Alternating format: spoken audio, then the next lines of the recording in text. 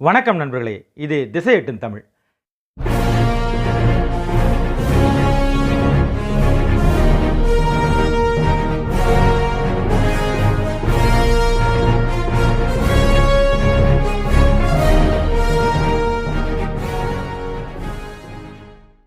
இந்த சேனல் வழியாக உங்களை சந்திக்கிறதுல ரொம்பவே மகிழ்ச்சி.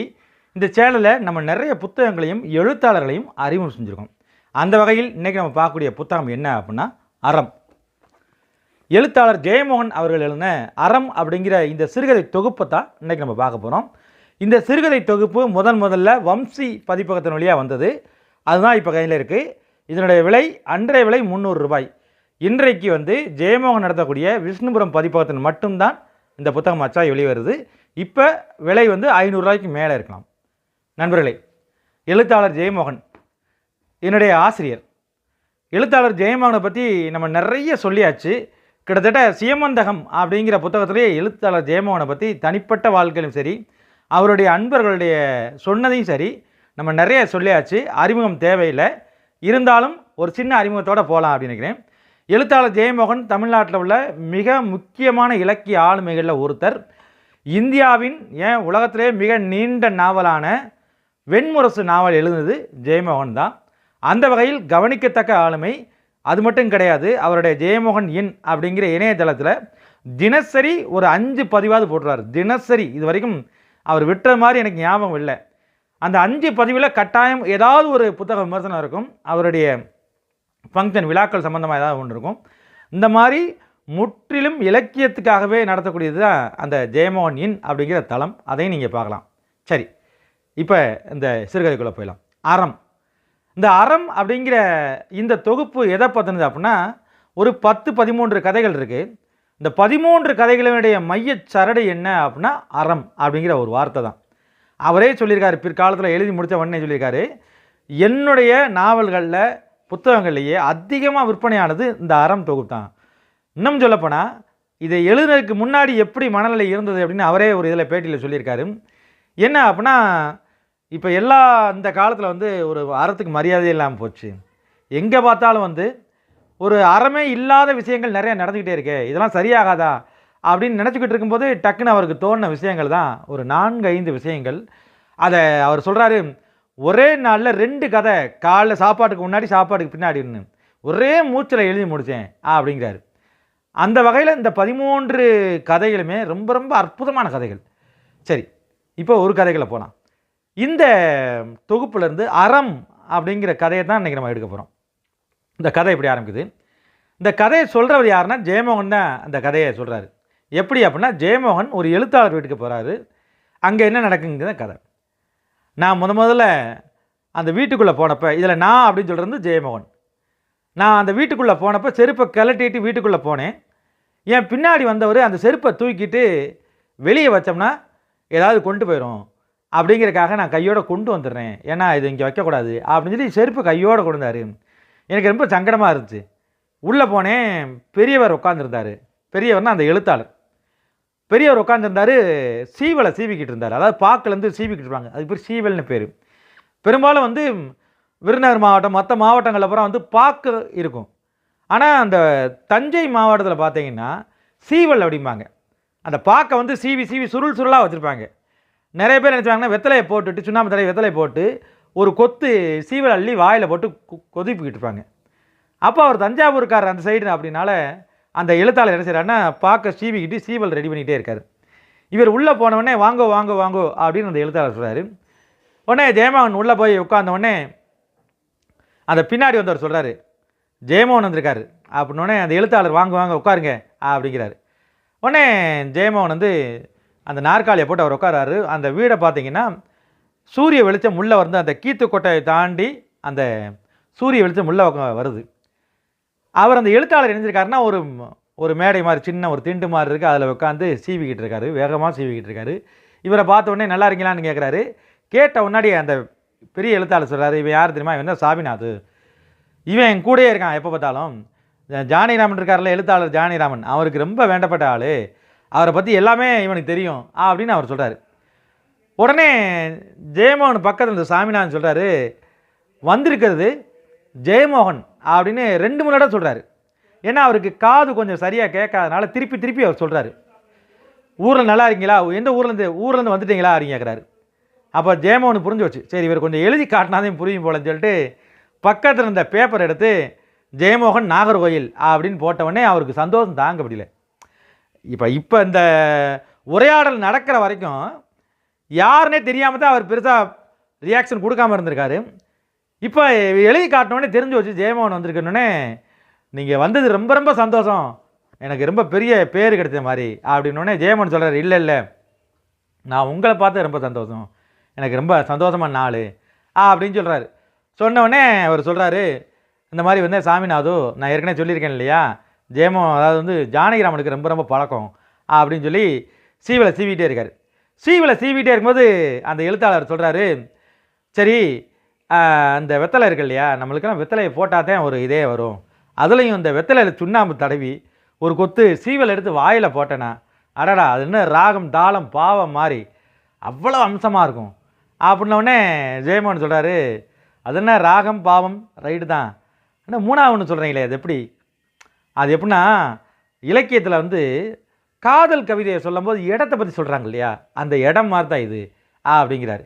இப்படி பேசிக்கிட்டே இருக்கும்போது அந்த எழுத்தாளர் சொல்கிறாரு, சரி இப்போ காப்பி வாங்கிட்டு வந்துடும், அதை குடிச்சிட்டே பேசுவோம் அப்படின்னு காப்பி வருது. காப்பி வந்தோடனே இவருக்கு ஊற்றி கொடுக்குறாரு.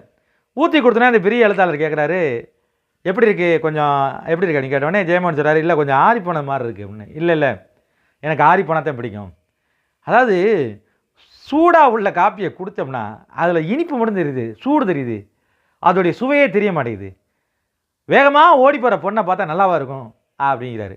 உடனே ஜெயமோகன் சொல்கிறாரு, ஆனால் வேகமாக வர்ற குதிரையை பார்த்தா தானே அழகாக இருக்குது அப்படின்னு. ஆமாம் நீங்கள் எழுத்தாளர் இருந்தீங்க அப்படி தான் சொல்லுவீங்க அப்படின்னு சொன்னோடனே ரெண்டு பேரும் பேசிக்கிட்டே இருக்காங்க.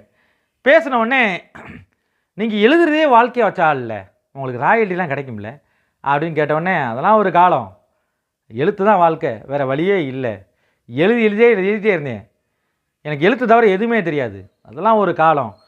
அப்போல்லாம் பார்த்தீங்கன்னா என் கையில் அவ்வளோ காசு இருக்கும், எப்போ பார்த்தாலும் மைனர் மாதிரி நான் பாட்டுக்கு ஃப்ரெண்ட்ஸோடு சேர்ந்து ஆத்தங்கரை காவிரி கரைக்கு போகிறது, அங்கிட்டு போகிறது இங்கிட்டு போகிறது, கையில் காசு இருக்கும், அள்ளி செலவு பண்ணுவேன். அது மட்டும் கிடையாது, எல்லா இடத்துக்கும் போயிட்டு வந்துட்டு இரவு நேரத்தில் நாங்கள் வந்து காவேரி கரையில் உட்காந்து இலக்கியம் பேசுவோம் என்ன அரட்டை அடிச்சுக்கிட்டு இருப்போம். அப்போல்லாம் மௌனி வருவான், ஏன்னா மௌனி எழுத்தாளர் இருக்கா இல்லையா, மௌனி வருவான், அவனும் பேசிக்கிட்டே இருப்பான். இப்படியே பேசி காலம் போனது. ரொம்ப நைட் ஆயிடுச்சுன்னா ராயர் கப்பையில் போயிட்டு நல்லா பூரி கிழங்கும் எல்லாம் சாப்பிட்டுட்டு அதுக்கப்புறம் லேட்டாக தான் போவோம். இரவு நேரத்தில் போகும்போது அங்கங்கே கச்சேரி நடக்கும், எங்கே பார்த்தாலும் நாதஸ்வர கச்சேரி, அதை கேட்குறக்கே ரொம்ப லைப்பாக இருக்கும். அப்படிப்பட்ட ஒரு காலம் உண்டு. அதே மாதிரி எப்போ பார்த்தாலும் தறி நெசவு எங்கள் ஏரியாவில் வந்து நல்லா நெஞ்சுக்கிட்டு இருந்தது. ஆனால் பட்டு ஜரிகைலாம் அந்த காலத்து மாதிரி ஏது ஜரிகை, ஒரிஜினல் தங்கத்தையும் வெள்ளியும் கோர்த்து பட்டு ஜரிகை பண்ணுவாங்க.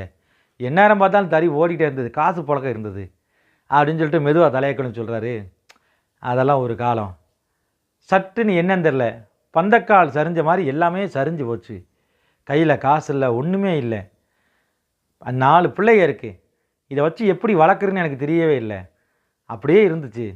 இந்த அடிக்கிறானே சாமிநாது, இந்த இவன் மட்டும் இல்லாட்டினா, ஒரு கெட்டவார சொல்கிறாரு, இவன் மட்டும் இல்லாட்டினா நான் வந்து அன்றைக்கே சுற்றி போயிருப்பேன். இவன் அப்பப்போ வந்து இந்த கோதுமை எல்லாம் கொடுப்பான், அதை வச்சு தான் நான் வந்து தின்னே உயிர் வாழ்ந்தேன். இந்த படவாவுக்கு நான் கடன்பட்டிருக்கேன், அடுத்த பிறவியில் காலமாடாக பிறந்து இவனை நான் கூட்டு போனால் தான் அந்த பாவம்லாம் கழியும் போல், அந்த இது கொடுக்குறோம் போல், சரி கழியும் போல் அப்படிங்கிறாரு. எல்லாம் பேசிகிட்டே இருந்த போனே திருப்பி இருக்க ஜெயமோகன் கேட்குறாரு, அந்த காலத்தில் ராயல்ட்டிலாம் அவங்களுக்கு கொடுப்பாங்கல்ல அப்படின்னே. அந்த பக்கத்தில் சாமி நான் சொல்கிறாரு, ஆமாம் ராயல்ட்டி கொடுப்பாங்க, கொடுக்குற காசை வச்சு சோத்துக்கு வழி பண்ணிவிட்டு இவனை தானே வாழை வச்சுன்னு சொல்லிக்கிட்டு இருப்பாங்க அப்படின்னோடனே அந்த எழுத்தாளர் சொல்கிறாரு, அது உண்மைதான், எழுதிக்கிட்டே இருப்போம், கொடுத்துக்கிட்டே இருப்போம், ஆனால் ராயல்ட்டின்னா பெருசாலாம் ஒன்றும் கொடுக்க மாட்டாங்க. முதல்ல 1950களில் தான் அந்த பர்மாவுக்கு போன செட்டியார்கள் அங்கேருந்து வியாபாரம் பண்ண முடியாமல் சுதந்திரத்துக்கு அப்புறம் இங்கே வந்தாங்க. அப்படி வந்தவங்களில் திருச்சியில் ஒரு 2 பேர் இருந்தாங்க, அவங்க மெய்யப்பன்னு சொல்லுவாங்க. அவங்க முதல்ல புஸ்தகம் போடலான்னு சொல்லி இந்த வியாபாரத்துக்குள்ளே அப்போத்தே வந்தாங்க. கட்டுச்சட்டான ஆளுங்க தானே, அவங்களுக்கு தொழில் அதுதான். அதனால் அவங்க என்ன பண்ணுவாங்கன்னா ரொம்ப கராராக இருப்பாங்க, வேறு வழி இல்லை, அப்படி தானே இருந்தாகணும். அப்போ முதலாம் எழுத சொல்லுவாங்க, நாவல் எழுதுவேன். உடனே ஜெயமோகன் சொல்கிறாரு, ஆமாம் அந்த நாவலில் நான் படிச்சிருக்கேன். அதில் கூட ஒருத்தன் பர்மாவுக்கு போயிட்டு அங்கே இருக்கும்போது இன்னொரு இளைஞனை சந்திக்கிறான். 2 பேரும் வந்து பேசிக்கிற மாதிரி ஒரு நாவல்லாம் நீங்கள் எழுதிருக்கீங்களே அப்படின்னே. ஆமாம் எழுதியிருக்கேன். என்ன செய்கிறது, பார்ப்பேன் ஏதாவது படிப்பேன், சட்டுன்னு தோணும் பட்டுன்னு எழுதிடுவேன். ஒரு மாதத்துக்கு 2 நாவல்லாம் விட்டுருக்கேன். இப்படியே ரொம்ப எழுதி தள்ளிக்கிட்டே இருந்தேன். ஆனால் ராயல்ட்டின்னு பார்த்தா ஒரு பக்கத்துக்கு இவ்வளவு கணக்குன்னு தான் சொல்லுவாங்க. ஆனால் கடைசியில் பார்த்தா அப்பப்போ ஒரு ₹2 ₹3 அந்த மாதிரிலாம் கொடுத்து கழிச்சிருவாங்க. ஒரு நாவலுக்கு வெறும் ₹30 தான் கொடுப்பாங்க. ஜெயமோகன் சார் வெறும் ₹30? ஆமாம் அவ்வளோதான் கொடுப்பாங்க. அதுவே அவன் என்ன சொல்லுவான்னா, திருப்பி ஒரு கேட்டான்னா, உனக்கு வந்து சாப்பாடு போட்டு உன்னை இவ்வளோ தான் கொண்டு வந்துருக்கனே, இதுக்கு மேலே உனக்கு என்ன வேணும்னு கேட்பாங்க. அப்படி தான் காலம் போய்கிட்டே இருந்தது. ஜெயமோகன் சொல்கிறாரு, அப்போ ஒரு நாவலுக்கு வெறும் ₹30 அவன் எத்தனை பதிப்பு போடுவாங்க? ஆமாம் ஏகப்பட்ட பதிப்பு, 20 பதிப்பு 30 பதிப்புலாம் போகும். ஆனால் அந்த காசு நம்மளுக்கு ஒரு பைசா கூட கிடைக்காது. எழுதி வாழவே முடியாது. புதிய புத்தஞ்சலி மாதிரி எழுதி இருந்து சுத்தமாக வாழவே முடியாது. அப்படி ஒரு காலகட்டம்லாம் இருந்தது அப்படின்னு சொன்னவொடனே பக்கத்தில் சாமிநாதன் சொல்கிறாரு, அந்த விஷயத்தை சொல்லுங்க அப்படிங்கிறாரு. ஜெயமோகனுக்கு ரொம்ப ஆர்வமாக இருக்குது.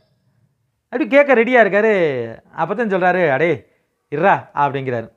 அப்போ ஜெயமோகன் நினைக்கிறாரு, சரி அவர் போகிற பக்கத்தில் சொல்லட்டும், அந்த விஷயத்தை பின்னாடி சொன்னால் கூட பரவாயில்ல அப்படின்னு சொன்னப்போ தான் அந்த மூத்த எழுத்தாளர் வயதான அவர் சொல்கிறாரு, இப்படி எழுதிக்கிட்டு இருக்கும்போது தான் எங்கள் வீட்டில் வந்து நான் சொன்னேன் இல்லையா, எல்லாமே நொடிச்சு போச்சு. கையில் காசு இல்லை, ஒன்றுமே இல்லை. நான் பாட்டு எழுதிக்கிட்டு இருக்கேன், ஆனால் காசு வரவே மாட்டேது.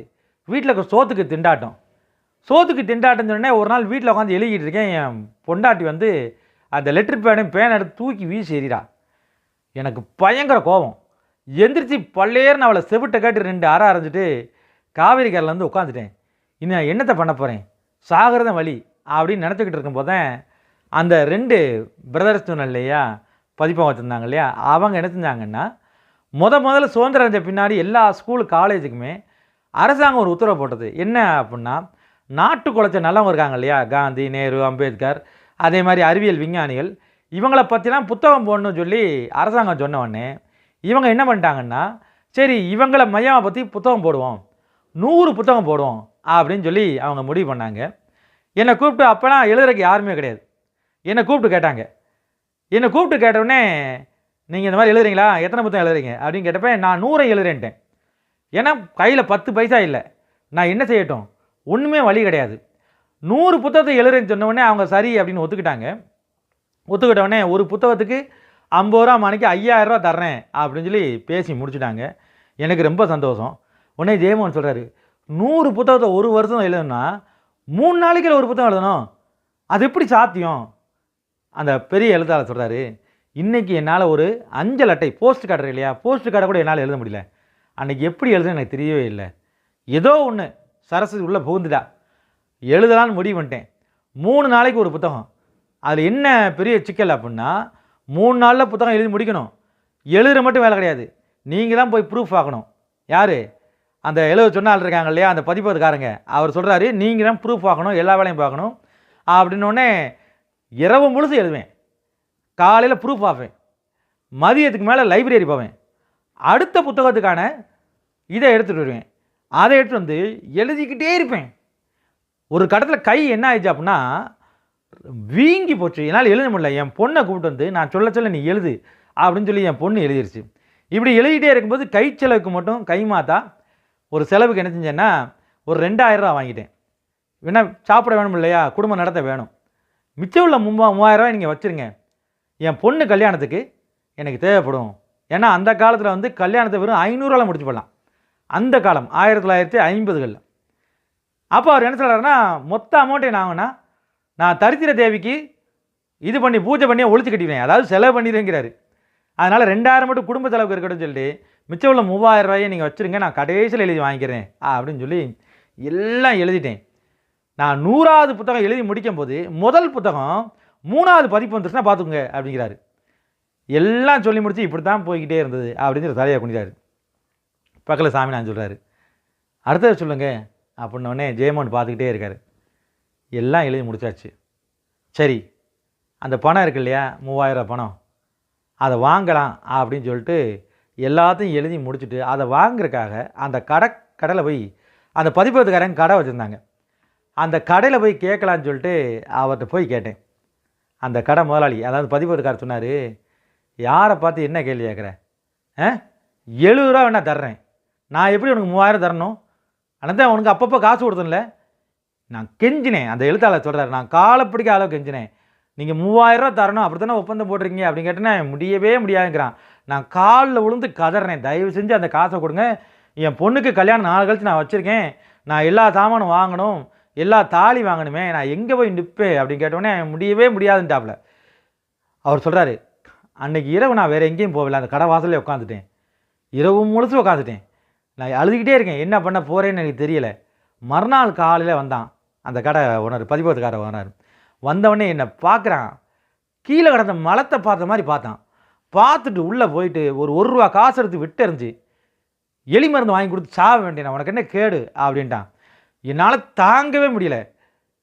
ஒரு கட்டத்தில் என்ன செஞ்சுட்டேன், இருறா அவனை என்ன செய்யறேன் பாடுறான்னு சொல்லிட்டு நேராக அங்கேருந்து கிளம்பி, முதல்ல அங்கேருந்தே சொல்லிட்டு நான் வந்தேன், உன் குடும்பம் வழங்காது, உன் இதே மண்ணா போகுண்டா அப்படின்னு சொன்னோடனே, பிரிய நீ இவன் சாகம் போடுற போடா அப்படின்னு அனுப்பி விட்டாங்க.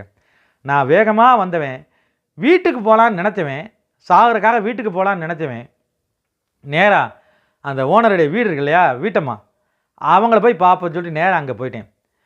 போன உடனே என்ன ஆச்சு அப்படின்னா, அங்கே போய் அவங்க வீட்டம்மா தான் பிள்ளைக்கு சோறு ஊட்டிகிட்டு இருக்கு. கட்டுச்சட்டான கரிய நிறமுள்ள குண்டான அந்த பொண்ணு வந்து, அந்த அம்மா வந்து தான் குழந்தைக்கு சோறு ஊட்டிக்கிட்டு இருக்கு. இவரை பார்த்தவொடனே வாங்க புலவரே அப்படிங்குது. அதாவது இவரை தெரியும் அவங்களுக்கு வந்து, ஏன்னா அப்பப்போ வந்து போகிறார் இல்லையா, அதனால் ஒரு தெரியும். என்ன அப்படின்னு கேட்டவுடனே பயங்கர கோவம் வந்துருச்சு.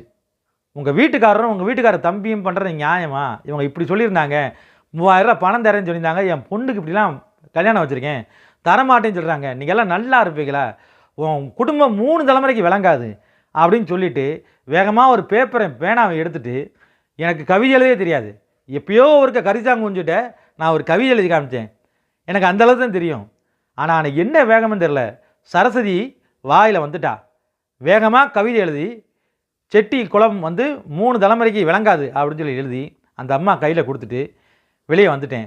அந்த அம்மா கெஞ்சுது, புலவரே நில்லுங்க, நான் பேசுகிறேங்கிறேன், என்னால் முடியலை, வயிறு பசி வேறு மயக்கம் வேறு வருது. வீட்டுக்கு போனவுடனே என் பொண்டாட்டி அழுகிறா, பிள்ளை அழுகிறாங்க, எல்லாரும் அழுகிறாங்க. நான் டம்முன்னு அங்கேயே விழுந்துட்டேன். எனக்கு என்ன நடந்ததுன்னு தெரியாது. அப்புறம் தான் தெரிஞ்சது, நான் விழுந்ததை பார்த்து என் வீட்டம்மா நினச்சுன்னா கிணத்துல குச்சிட்டா. கிணத்துல குச்சோன்னே எல்லோரும் சேர்ந்து எங்கள் வீட்டம்மா காப்பாற்றி வெளியே கொண்டு வந்துட்டாங்க. ஒரு மெல்லிய குரல் மட்டும் எனக்கு கேட்டது நான் முழிச்சப்ப. நான் அது வரைக்கும் என்ன நினச்சேன்னா, செத்து போயிட்டேன், அவ்வளோதான், என் வாழ்க்கை முடிச்சு நினச்சேன். ஒரு மெல்லிய குரல் கேட்டது, புலவரே எந்திரிங்க அப்படின்னு தான் காது கேட்டது. எந்திரிச்சு பார்த்தா அதுக்கப்புறம் தான் விஷயமே தெரிஞ்சிச்சு.